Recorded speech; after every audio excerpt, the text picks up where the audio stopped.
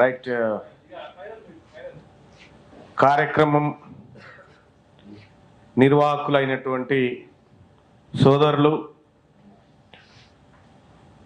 అన్న హరిశంకర్ గారు కొద్దిసేపటి క్రితమే ఈ బీసీ జేఏసీ రాష్ట్ర చీఫ్ కోఆర్డినేటర్గా ఆయనని బీసీ సంఘాలమంతా అంటే వివిధ చోట్ల ఉన్నటువంటి బీసీలను, బీసీ సంఘాలను, నాయకులను, మేధావులందరినీ ఒక చోటికి తీసుకొచ్చేటువంటి ఒక బృహత్తర బరువును ఇవాళ హరిశంకర్ గారు ఎత్తుకోవడం జరిగింది. అలాగే హరిశంకర్ అన్నని రాష్ట్ర చీఫ్ కోఆర్డినేటర్గా నియమించినటువంటి మనన్న పెద్దలు సూర్యారావు గారికి, అలాగే మిగతా మిత్ర బృందానికి, అలాగే వేదిక మీద ఉన్నటువంటి సూర్యారావు గారికి, జానయ్య గారికి, సామశివగౌడ్ గారికి, అలాగే నరహరి గారికి, రవీందర్ గారికి, జైహింద్ గారికి, బాగన్న గారికి, మన్సూన్ గారికి, అలాగే హరికృష్ణ గారికి, నాగరాజ్ గారికి, విఠల్ గారికి, అర్జున్ గారికి, ఇక్కడ ఉన్నటువంటి మా అన్న ఓదేలన్న గారికి అందరికీ పేరు పేరున నమస్కారం తెలియజేస్తాం మా సోదరులారా. ఇంకా ఇది చాలామంది ఉద్యమం నిర్మాణం జరగాలి, ఎట్లా జరగాలి అనేటువంటి అంశం మీద చాలామంది అభిప్రాయాలు తెలియజేసినారు. అసలు పెట్టినటువంటి ఎజెండా కాకుండా అవుట్ ఆఫ్ ఎజెండాలోకి అప్పటికి 6-7 కిలోమీటర్లు దూసుకుపోయారు. మళ్ళీ వెనుకకు రావడానికి కూడా చాలా టైం పట్టింది. సరే, ఏదేమైనప్పటికీ కూడా ఇక్కడ నేను మొన్న ఒక చిన్న ప్రయోగం చేసిన. నిజంగా ప్రజల్లో చర్చ జరుగుతుందా ఏంది, బీసీల మీద ఉందా లేదా? సరే, ఎలక్షన్ రిజల్ట్స్ కొంతవరకు ఆలోచన అనుకున్నా కూడా మళ్ళా ఏదో మెరమెర ఏం జరుగుతూ ఉంది వెనకాలని. అయితే నేను ఇటీవల 2 రోజుల క్రితం ఒక లింక్ పెట్టిన. బీసీ ఉద్యమం చేయడానికి యువత మీరు సిద్ధంగా ఉంటే ఇలా రిజిస్టర్ చేసుకోరంటే 2 రోజులలో 1,02,000 మంది చేసుకున్నారు. అది చూసి నేను షాక్ అయిపోయినా, ప్రేమ ఇంతమంది వచ్చిరేందని. అయితే విషయం నాకేమర్థమైందంటే ఎప్పటి నుంచి స్టార్ట్, ఎక్కడ స్టార్ట్, ఏడికి రావాలంటారు. అయితే మరి ఇది కరెక్టే ఉంది, కానీ మరి ఈ రాష్ట్ర స్థాయిలో ఉన్నటువంటి వ్యవస్థలన్నిటినీ ఏకం చేసి ఎస్ మేమంతా ఒక్కటైనామని ఊరికి పోయి చెప్తే అప్పుడు నమ్ముతారు. అది చేయకుండా మనం అటుపోవడం కుదరదు. కాబట్టి ఈ బృహత్తరమైనటువంటి కార్యక్రమాన్ని వల్ల హరిశంకర్ అన్న భుజాన్ని మీదకి ఎత్తుకున్నాడు. ఇది ఈ ఉద్యమం, ఈ బీసీ ఉద్యమాన్ని ఒక రకంగా తన భుజాల మీద మోసుకుంటూ ఇప్పుడు గ్రామం దాకా తీసుకుపోయేటువంటి బాధ్యత హరిశంకర్ అన్న భుజాల మీద పడ్డది. ఇక అలాగే ప్రతి జిల్లా కమిటీలు పూర్తి చేసి ఇక ఆ లిస్ట్ ఇస్తాం మీకు, ఏదో 1,02,000 లిస్ట్ ఇస్తాం. నువ్వు ఆడికి పోయినా ఆడికి మంగళారతి పట్టుకొని వస్తూనే ఉంటారు, ఎదురు మీద వస్తారు. మీ కమిటీ అంతా పోతారు, జానన్న, సూర్యరావు అన్న, వదిలన్న అందరూ కూడా వస్తూనే ఉంటారు. అందరూ ఏడికి పోతే ఆడ వాళ్ళే ఉల్టా వచ్చి మా పేర్లు రాయి అంటారు. మరి వ్యవస్థ అయితే రెడీగా ఉంది కింద, నాకు అర్థమైన కాడికి. కానీ చిన్న చిన్న హార్డిల్స్ మనకు రాష్ట్ర స్థాయిలో కనిపిస్తూ ఉన్నాయి. అనేకమైనటువంటి మన మిత్రులే వివిధ సంఘాలలో ఉండి వాళ్ళ ప్రయత్నాలు వాళ్ళు చేస్తూ ఉన్నారు. కాబట్టి వాళ్ళందరినీ కలుపుకొని పోవాల్సినటువంటి అవసరం ఉంటుంది. ఇది ఎందుకంటే ఆర్ కృష్ణన్న లాంటి వాళ్ళు వాళ్ళ స్థాయిలో ఒక 30 సంవత్సరాలు కొట్లాడుతూనే ఉన్నారు. జాదుల సీనన్న లాంటి వాళ్ళు కొట్లాడుతూనే ఉన్నారు. ఇంకా చాలామంది మిత్రులు వాళ్ళ ప్రయత్నాలు చేస్తూ ఉన్నారు. వాళ్ళ ప్రయత్నాన్ని తప్పుపట్టడానికి లేదు. వాళ్ళకు ఆ రోజుల్లో ఉన్నటువంటి లిమిటెడ్ ఏదైతే కొద్ది అవకాశాలు ఉన్నాయో అవకాశాల మధ్య వాళ్ళు చేయగలిగారు. కాబట్టి అది అంతవరకు పోగలిగింది. అయితే ప్రధానంగా ఇటీవల ఇప్పుడు మన దాంట్లోనే మనల్ని పెట్టి దెబ్బ కొట్టేటువంటి కార్యక్రమం చేస్తారంటారు. కానీ మనల్ని శత్రువుగా భావిస్తలేం కాబట్టి మనకు దెబ్బలతో పని లేదు. ఫస్ట్ ఆఫ్ ఆల్ వాడు మనవాడే కాబట్టి మనకేం ఇబ్బంది లేదు. ఇక ఇంకొక విషయం కూడా సోదరుడు విఠల్ కూడా చెప్పిండు, మేము రియలైజ్ అయ్యే వరకల్లా చాలా రోజులు పట్టింది మల్లన్న అని చెప్పి మిత్రుడు చెప్పడం జరిగింది. ఇక్కడ ఏ ఒక్క రోజు కూడా తీన్మార్ మల్లన్న నన్ను విమర్శించిన వాళ్ళకి నేను ఎప్పుడు విమర్శించలే. నా జీవితంలో ఇప్పటి వరకు వాళ్ళు ఒక్క మాట కూడా అనలే. నేను ఒక మాట ఏం చెప్పినంటే తిట్టినా నా కూడా తిట్టాలరా అని చెప్పిన. నన్ను ఇంకోటి తిట్టడానికి కూడా ఛాన్స్ లేదని చెప్పిన. తిట్టినా నా కూడా తిట్టాలి, మెచ్చుకున్నా నా కూడా మెచ్చుకోవాలి, నువ్వు తిడితే మాత్రం ఊకోనని చెప్పిన. అందుకోసమే ఒకటైతే స్పష్టత వచ్చింది. తెలంగాణ రాష్ట్రంలో మరో ఉద్యమం రావాల్సినటువంటి అవసరాన్ని ప్రజల నుంచి వస్తున్నటువంటి స్పందన ఇదంతా చూస్తూ గుర్తిస్తా ఉన్నాం. వాస్తవానికి ఈ కండువా తయారు చేయడానికి నేను ఎంత ఆలోచించినంటే ఇది కార్మికుల కర్షకులను రిఫ్లెక్ట్ చేస్తూ ఉందనేటువంటి చాలా కండువాలు చూసిన ఆ కండువాలను చూస్తేనే ఇప్పుడు కొంతమంది ఇప్పుడు ఉన్న అగ్రవర్ణం అన్న అపాయింట్మెంట్ దొరికిందంటే వాని వల్ల ఏ ప్రమాదం లేదని భావిస్తేనే ఇస్తాడు వాడు. ఇప్పుడు తీన్మార్ వల్ల నాకు అపాయింట్మెంట్ ఇచ్చేంత దమ్ముందా? ఫస్ట్ ఆఫ్ ఆల్ ఏం తీసుకునే సోయలేదా? నాకు విషయం ఏంటంటే ఈ వ్యవస్థలో పుడుతున్నటువంటి తీరాన్ని చూపెట్టే విధంగా ఉండాలనేటువంటి ఉద్దేశంతో ఈ కొత్త వ్యవహారం. నిజంగా చెప్తా ఉన్నా, బీసీ సంఘం మీటింగ్ అంటే వాస్తవానికి వీళ్ళు ఎవ్వరు ఉండరు తెలుసా. ఆ సంఘం వేరే ఉంటుండే, అది వేరే ఉంటుంది, దాని వ్యవహారం వేరే ఉంటుంది, దాని కథ వేరే ఉంటుంది, ఆ లెక్క వేరే ఉంటుంది. కానీ ఇవాళ నేను హరిశంకర్ అన్నకి చెప్పింది ఏంటంటే 25 మందిని పిలువు చాలని చెప్పిన. వీడికి 25 మందిని పిలువమంటే ఇప్పుడు 63 మంది అయ్యారు వీడికి. యాక్చువల్గా ఇది ఒక కోర్ గ్రూపును తయారు చేసి తద్వారా జిల్లా స్థాయి ఆ తర్వాత మండల స్థాయికి ఎట్లా పోవాలనేటువంటి ఒక రీసెర్చ్ వింగ్ను ఆల్రెడీ బీసీల కోసం ఒక రీసెర్చ్ వింగ్ నడుస్తూ ఉంది. సో ఇట్లా డైరెక్ట్ విడిపోయినటువంటి వాళ్ళందరినీ కూడా ఒక తాటి మీద తేవడానికి ఒక బలమైన ఎవరు నాయకులు కావాలని నేను సూర్యారావు అన్న తర్వాత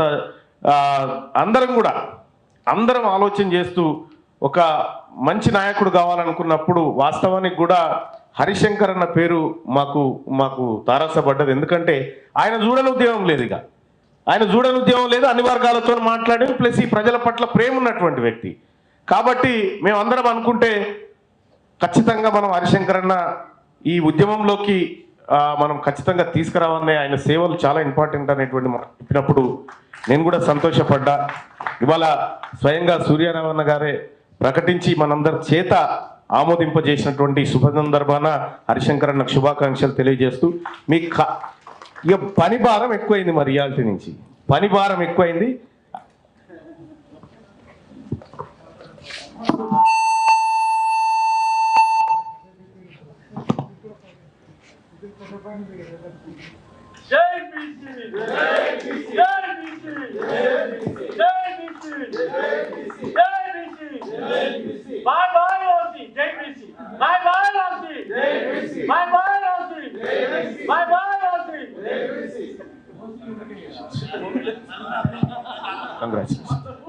ఇక్కడ బీసీ రాజ్యం ఎప్పుడు వస్తుంది అని అంటే నేను చెప్తా ఉంటే ఈ తెలుగు న్యూస్ పేపర్లలో ఫుల్ పేజీలో హాఫ్ పేజీ మనదైనప్పుడు వస్తుంది. అందుకోసమే మీరు గమనించిరో లేదో ఈ బీసీ అంశం చుట్టే ప్రతిదాన్ని తిప్పడానికి ప్రయత్నం చేస్తూ ఉన్నాం ఈ మధ్య కాలంలో. ఇవాళ హరికృష్ణ అన్న దగ్గరికి పోయి నిజంగా బీసీ వాదం ఉందా అని ఇంతమంది ఎందుకు అడుగుతారు? ఉంది కాబట్టి అడుగుతా ఉన్నారు. ఇక్కడ ఒక ఆయన ఒక చిన్న ఎగ్జాంపుల్ చెప్పాలి. నా దగ్గరికి అది హరికృష్ణ అన్న మీద పోటీ చేస్తున్నటువంటి వాళ్ళు వచ్చి మీరు యాడ్ వేయాలి మాది అని అంటే నేను వేయను అని చెప్పిన. అంటే అడ్వర్టైజ్మెంట్ వేయాలి మాది, ఎంత కావాలి అని అంటే నేను వేయనని చెప్పిన.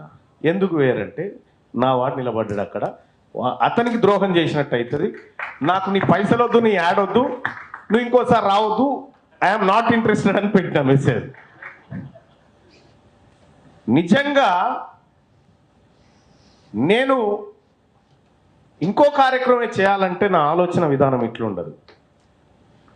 నా వాడు ఎక్కడున్నా ఎత్తుక్కుంటా, నేను 100% ఎత్తుక్కుంటా, చేస్తూనే ఉంటా. ఇప్పుడు కూడా ఈ ఉద్యమంలో మన వాళ్ళు ఎక్కడున్నా ఎత్తుక్కోవాల్సిందే, ఏ మూలనున్నా చొరబడాల్సిందే. ప్రధానంగా నేను చెప్తా ఉన్నా, ఇంకా నీకు సీరియస్గా వర్కర్స్ కావాలంటే లొంగిపోయిన మావోయిస్టులలో సీరియస్గా వర్క్ చేసే బీసీలు ఉంటారు, చూసుకో. అందులో ఉంటారు, ఎందుకంటే మీరు హోమ్ మినిస్టర్గా పనిచేసినప్పటి నుంచి పరిచయాలు ఉంటాయి మీకు.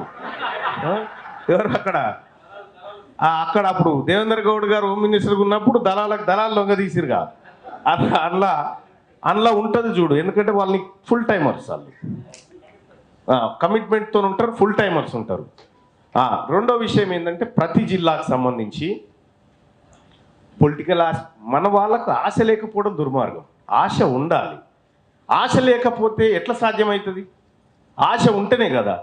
మనం ఇప్పుడు ఇన్ని రోజులు కూడా ఈ చట్టసభలో నేను మొన్న ఒక 10-20 నిమిషాలు మన బీసీల గురించి మాట్లాడితే నన్ను అప్రిషియేట్ చేసింది ఓసీలు. మనోళ్ళు లేచిపోయి రాడికి నాకు విచిత్రం అనిపించింది.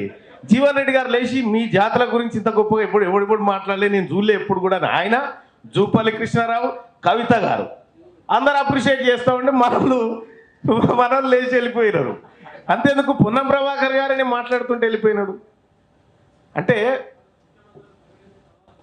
ప్రకటించిన తర్వాత కూడా వెళ్ళిపోయాడు. అయితే విషయం ఏంటంటే, సరే దానికని కాదు కానీ వాళ్ళు నన్ను మెచ్చుకొని నన్ను అప్రిషియేట్ చేసినటువంటి వాళ్ళ కడుపులో ఉన్న విషయాన్ని నేను పసిగడుతున్నా. కానీ మనవాని మీద నాకున్న ప్రేమను మనవాడు కనబడతలేడు. అదే వచ్చింది బాధ. వాళ్ళు నిజంగా అప్రిషియేట్ ఎందుకు చేసిరు? వాళ్ళకి లేదా ఒక కత్తి ఇచ్చి నన్ను రూమ్లో కట్టేస్తే నరికి అవతల పడతారు, ఒక దెబ్బకు ముక్కలుగా నరికి అవతల పడతారు. వాళ్ళకు ఉంది. కానీ ఎవరితోటైతే ప్రమాదం ఉంటుందని వాళ్ళు భావిస్తారో వాళ్ళని వాళ్ళ ముందు రెస్పెక్ట్ చేస్తారు, సాటుకు పోయి వాళ్ళని ఎట్లా ఖతం చేయాలనేటువంటి ఆలోచన చేస్తారు. ఇది అగ్రవర్ణాలకు ఉండేటువంటి జనరల్ నైజం. ఇది నీ ముంగట ఎంత స్వీట్గా, ఎంత అసలు హ్యాచీ అనిపిస్తుంది. వీళ్ళు ఉంటే నీళ్ళతోనే మామూలు పనికిరారనేటువంటి యాంగిల్లో ఉంటారు వాళ్ళు. కానీ అత్యంత కుట్ర. ఇక్కడ పొద్దున జేఎన్టీయూ నుంచి ఒక మహిళా ప్రొఫెసర్ నా దగ్గరికి వచ్చింది. పొద్దున్నే ఆమె మన ఎగ్జామినేషన్ దాంట్లో ఆమె ఒక ఉన్నత కీలక కంట్రోలర్, ఎగ్జామినేషన్ కంట్రోలర్గా ఉన్నటువంటి మహిళ వచ్చింది. విషయం ఏంటంటే ఆమె ఫస్ట్ ఒక మహిళ ఆ స్థాయికి, బీసీ మహిళ రావడమే ఫస్ట్ టైం. వచ్చినటువంటి మహిళను ఎవరో ఎక్కువ మార్కులు వేస్తాను, డబ్బులు తిన్నారనేటువంటి ఆరోపణలతోటి ఎవరి మీద ఆరోపణలు వస్తే వెంటనే కమిటీ ఫామ్ చేసి ఈమెను తీసేసిరు. ఆడికి వెళ్ళి ఏమైంది సార్ నన్ను ఇట్లా తీసేసిరంటే, లేదమ్మా ఏదో జరిగినట్టుంది, ఎంక్వైరీ చేస్తే కమిటీ రిపోర్ట్ ఇచ్చినాక చేయాలిగా. అవి లేకుండా తీసి పారేసి 2 నెలల నుంచి ఆమెను దింపుతా ఉన్నారు బీసీ.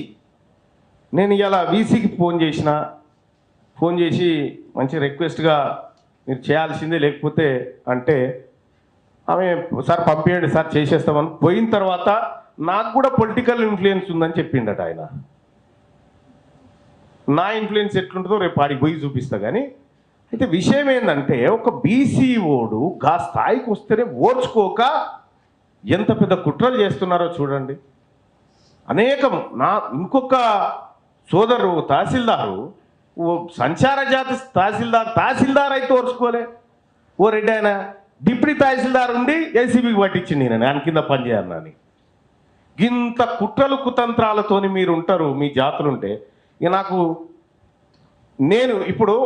నేను కాంగ్రెస్ పార్టీలో ఉన్నప్పుడు, నేను మండలిలో మాట్లాడేటప్పుడు Teenmar Mallanna Indian National Congress MLC అని రావాలిగా. కాంగ్రెస్లో ఉన్నప్పుడు రాలే. ఇప్పుడు మల్లన్న మాట్లాడుతుంటే మల్లన్న కాంగ్రెస్ అని వస్తుంది. కాంగ్రెస్ నేను చెప్పిన నేను ఇండిపెండెంట్ కదా భయ్ అని అంటే, ఇంకా మాకు అధికారికంగా రాలే, మేము అట్లా గుర్తించమని అంటున్నారు. ఆయన మహేష్ కుమార్ గౌడ్ గారు ఉన్నారు ఉండి, అన్న మీరు ఇది తీసుకోవాలి, నన్ను సస్పెండ్ చేసిన విషయం చైర్మన్ గారికి మీరు లెటర్ రూపంలో ఇవ్వాలి, నేను ఇండిపెండెంట్గా ఉంటే నేను ఇంకా మీకోసం ఎక్కువ మాట్లాడతా అని చెప్పిన. లేదు నేను సస్పెండ్ చేయలే ఇంకా అని చెప్తుండ్రు. విషయం నన్ను సస్పెండ్ చేస్తారన్న విషయం నాకు ఎప్పుడు తెలుసు అంటే, నేను కరీంనగర్లో ప్రసన్న హరికృష్ణ గారి, సరే అతను గెలవాలనేటువంటి తాపత్రయంతో ఆ హోటల్లో చిన్న కార్యక్రమం పెట్టి ఇట్లా అందరం మద్దతు ఇవ్వాలి కదా అనేటువంటి ఉద్దేశంతో పోయినాం. పోతా ఉంటే పోతున్నటువంటి క్రమంలో మధ్యలో ఇంకా టైం ఉందంటే టీ తాగుదామని ఆగినాం. ఎక్కడ రవి రవి అది టీ తాగింది? సిద్దిపేట దాటిన తర్వాత కదా, సిద్దిపేట దాటంగానే ఆడ నేను కూర్చుంటే ఈ రాష్ట్రంలో ఉండేటువంటి పెద్ద బాస్ అనబడేటువంటి వ్యక్తి నాకు ఫోన్ చేశాడు. నువ్వు అక్కడ పోవద్దు, అది పెట్టొద్దు అని, అక్కడ పోవద్దు, నువ్వు ఇక్కడే రావాలన్నారు. అంటే నేనేమన్నా, నేను ఇంట్లోకి వెళ్ళింది పోవడానికి, వాపస్ రావడానికి కాదని చెప్పిన అని అటే పోయి ఆ మీటింగ్లో సరే పాల్గొని రావడం జరిగింది. అంటే మల్లన్నకి ఫోన్ నేను కమిట్ అయితే అవతలోడు బాస్ బాపా అని పట్టించుకో. ఈ తెలంగాణలో పుట్టినటువంటి మలిదశ బీసీ ఉద్యమంలో కూడా నేను చెప్తా ఉన్నా, నా చిన్న పిల్లల మీద ఒట్టే చెప్తా ఉన్నా, కమిటెడ్గా వచ్చిన, నేను కమిట్మెంట్తో వచ్చిన. నేను ఈ కమిట్మెంట్లో నన్ను చాలామంది చెప్తారు, తీన్మార్ మల్లన్నను కాపాడుకోవాల్సిన బాధ్యత నాది. నేను కదా మిమ్మల్ని కాపాడుతాను వచ్చింది, నన్ను కాపాడేది ఏముంటుంది? నా నుంచి వాళ్ళని కాపాడేటోడు కావాలి. ఇప్పుడు తీన్మార్ మల్లన్నను కాపాడుకుంటాం, తీన్మార్ మల్లన్న ఎట్టి పరిస్థితుల్లో, ఈ బలహీనమైన మాటలు బంద్ చేయి. దమ్ముంటే మల్లన్నతో పోటీ పడరు అని చెప్పుర్రు. అక్కడ బలహీనమైన మాటలతోని బలహీనమైన రిజల్ట్సే వస్తాయి. నేను మళ్ళీ చెప్తా ఉన్నా, విశ్వాసంతో ఉండండి. ప్రతి ఎన్నికను ఎట్లా ఫేస్ చేయాలనో రేపు బీసీజేఏసీ చూపిస్తుంది. ప్రసన్న హరికృష్ణ గారు, నేను నిజంగా నాకు ఎంత ఆనందంగా అనిపించిందంటే, ఆయన ఓడిపోయినందుకు కాదు, ఈయన లోపటి నుండి ఒక రెడ్డి ఆయనని వలవల ఏడ్చుకుంటూ బయటికి తీసుకురాగలిగాడు చూడు, అది కదా. ఇక పేరు నాకు వద్దు, ఆయన బయటికి వలవల ఏడ్చుకుంటూ రాగలిగిందంటే ఇది కదా గెలుపు, ఇది కదా, అది చేయగలిగిండు ప్రసన్న.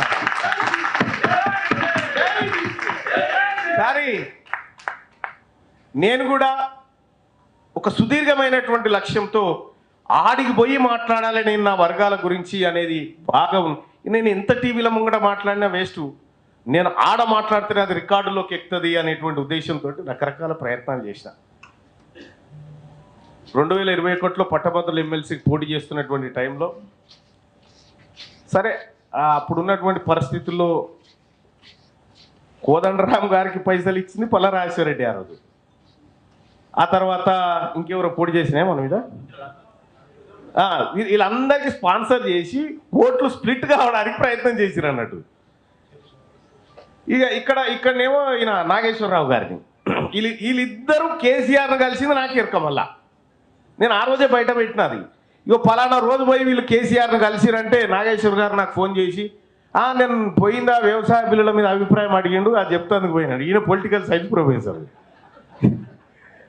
అయితే వీళ్ళు కలిసిన సంగతి నాకు తెలుసు అప్పటి నుంచే. కానీ వాస్తవానికి ఆ రోజు ఇండిపెండెంట్గా నిలబడ్డప్పుడు నా సీరియల్ నెంబర్ 39, పాపం అట్లో దెబ్బ అయిపోయింది నాకు. నా సీరియల్ నెంబర్ 39 అయినా కూడా 1,00,000 ఓట్లు గుద్దిపోయారు దాని మీద. షిత్ అయినటువంటి ఓట్లు అడ్డగోలుగా పోయినాయి, ఓ రక్తం బొట్లే పెట్టిపోయాడు దాని మీద, జై తీన్మార్ మల్లన్న అని రాసిపోయాడు. అంటే నా మీద ఎంత ప్రేమ ఉన్నా, హరికృష్ణ మీద ఎంత ప్రేమ ఉన్నా, అది ప్రాపర్ ఓటుగా మళ్ళినప్పుడు మాత్రమే వాల్యూ. మన ఉద్యమం కూడా, ఈ ఉద్యమం పట్ల ఎంత ప్రేమ ఉన్నా, ఎంత ఆలోచన ఉన్నా, అది ప్రాపర్ వేలో పోయినప్పుడే మనల్ని తీరని చేరగలుగుతాం. కాబట్టి ఇక్కడ ఎంప్లాయీస్ ఫెడరేషన్ సంబంధం ఉన్నాడు, రాష్ట్ర అధ్యక్షుడు బీసీ ఎంప్లాయీస్ ఫెడరేషన్, అనేక మంది ఆర్టీసీ వాళ్ళు, సింగరేణి వాళ్ళు, ఇలా మనం ప్రతి దాంట్లో మనం తొవ్వంట ఏది వేస్ట్గా పోదు. ఈ ఉద్యమాన్ని గుర్తుపెట్టుకొని కాలు గుచ్చుకున్న ముళ్ళన్న ఇట్లా తీసుకొని జేబులు వేసుకొని రావాలి దాన్ని. కానీ ఎట్టి పరిస్థితిలో మనం ఈ ఉద్యమాన్ని నిలబెట్టాలంటే పరిగి కంపను కూడా కౌగలించుకొని రావాల్సిందే, మనకు మన వాళ్ళ విషయంలో ఒకవేళ పొరపాటున మన వాళ్ళు మనని ఏమని అన్నా కూడా అట్లా కాదు బిడ్డ అని బుద్ధిగరించుకోవాలి, అంతే తప్ప వాళ్ళని శత్రువులుగా మలచకూడదు ఎట్టి పరిస్థితిలో. వాళ్ళని శత్రువుగా నువ్వు భావిస్తే అవతలని కాగితమై కూర్చుంటాడు. ఇవాళ అంతో ఇంతో బీసీ నాయకత్వాన్ని అపాయింట్మెంట్ అడగంగానే అన్ని దొరుకుతా. ఎందుకు దొరుకుతా ఉన్నాయి? ఈడ మూమెంట్ బలపడతా ఉంది కాబట్టి అది దొరుకుతా ఉంది. ఒకవేళ ఈ మూమెంటే లేకపోతే మనం ఎవడు దేకినోడే ఉండడా, ఎవడు పట్టించుకోడు.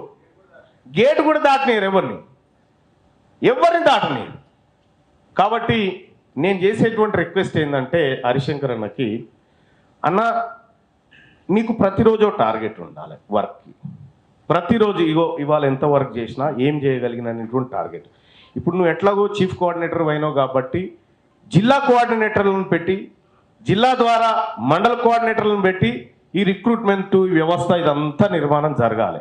దానికోసం నువ్వు 24/7 ఇప్పుడు బీసీ ఉద్యమానికి నీ జీవితాన్ని అంకితం చేస్తూ ఉన్నావు. సో కాబట్టి ఎక్కడ ఇగో ఈ పార్ట్ కాడ నువ్వు అవసరం పడతా ఉన్నా, ఇక్కడికి రమ్మంటే నేను వస్తా. ఇగో ఈ పార్ట్ కాడ ప్రసన్న హరికృష్ణ అవసరం పడతాడంటే ఆయన వస్తాడు. ఇంకో పార్ట్ కాడ విఠల్ అవసరం పడతాడండి. అంటే ఏది మన మంత్రులకు కనుక మండలిలు ఉండాలన్నా అసెంబ్లీలు ఉండాలని షెడ్యూల్ వేస్తారు చూడు, అది వేయొచ్చు. అది వేయొచ్చు. ఇప్పుడు నువ్వు వేసి ఎవరు ఎక్కడ ఉండాలి, ఎవరు ఏడికి రావాలనేది ఇప్పుడు మీరు నిర్ణయం తీసుకోవచ్చు. కాబట్టి సోదరులారా, ఇప్పటికే కాలాతీతమైంది. కానీ ఒక్క మాట మనం అందరం గుర్తుపెట్టుకోవాలా, నిజాయితీ ఉంటేనే ఉద్యమంలోకి రండి. ఆశ ఉండాలి మీకు. ఏది పదవులు కావాలి, గెలవాలనేటువంటి ఆశ కూడా ఉండాలి. ఆ ఆశ లేకపోతే నువ్వు ఉద్యమం కూడా చేయలేవు. కానీ వీటన్నిటికంటే మించి కమిట్మెంట్ కూడా ఇంపార్టెంట్.